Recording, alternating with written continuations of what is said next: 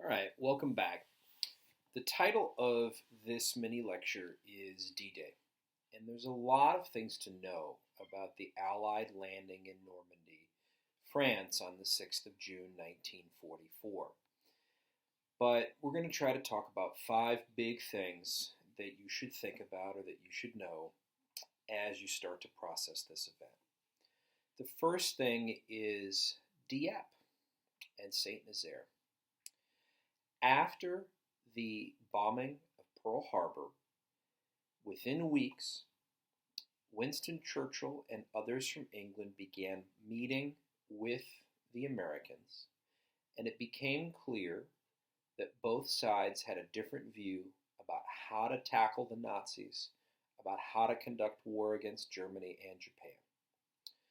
General Marshall in the U.S. wanted troops in Europe by the end of 1942, and the failed raids at Dieppe and St. Nazaire on the part of the British, along with Churchill's viewpoint on a lot of stuff, guided their thinking in terms of waiting and in terms of a much larger invasion to come.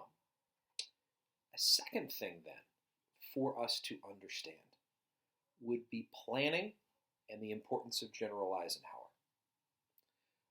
The planning process for the eventual Operation Overlord and Operation Neptune was a long process that took years to develop, and it was a very political process because it meant that whoever was in command of this, of course, would become a key figure in the Allied success in the conflict. Eventually, this command goes to General Dwight Eisenhower. He's elevated to the rank of general, fairly early on with the war, and is someone who is integral, particularly in North Africa. And his strong suit really, of course, was one of his strong suits was being able to work this political gamesmanship that was this allied relationship between the Americans and the British. The British and their generals were naturally very prideful about the work that they'd done so far, particularly individuals like Field Marshal Montgomery, who did not lack for ego. But Eisenhower worked fairly well developing his Supreme Allied headquarters and his command staff. A third thing for us to note would be England.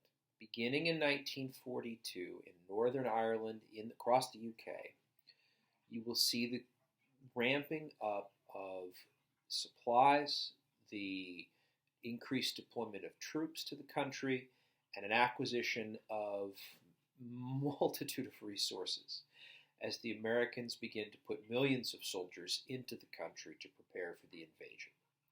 Life in England in 1942, 43, and early 44 was a heady time. It was a difficult time, and it was a time where there are lots of individuals in uniforms in the country. Now, something else for us to consider, of course, is going to be the airborne.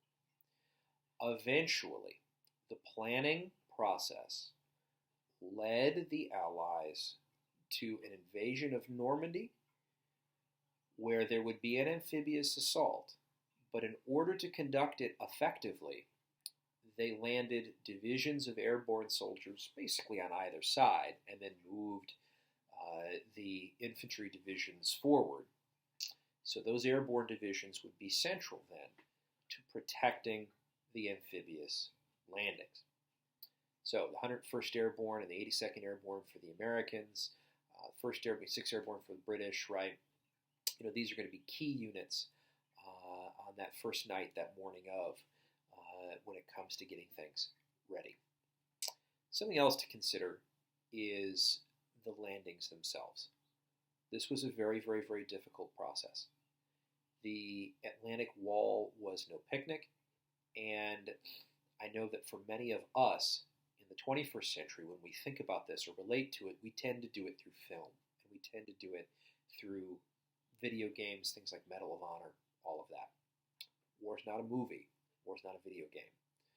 The process of an amphibious landing here was a difficult one.